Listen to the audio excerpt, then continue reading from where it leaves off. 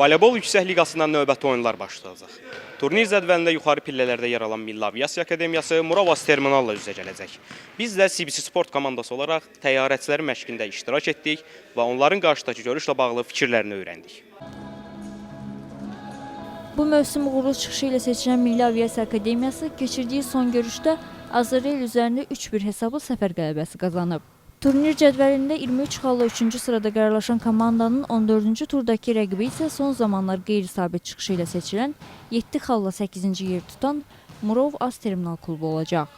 Təyyarəçilərin baş məşqçisi Emin Əbilov maça olduqca ciddi hazırlaşdıqlarını bildirib.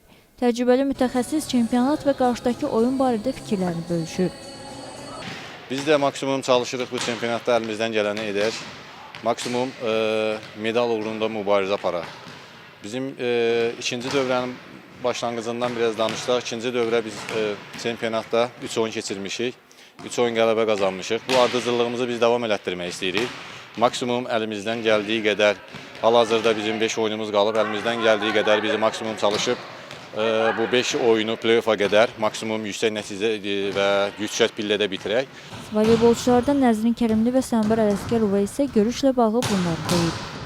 Təbii ki, hədəfimiz bu oyunda qələbə ilə başa vurmaqdır və buna görə çox ciddi hazırlaşırıq. Çalışdığımız qədər məşqçinin dediklərini əməl eləməyə çalışırıq.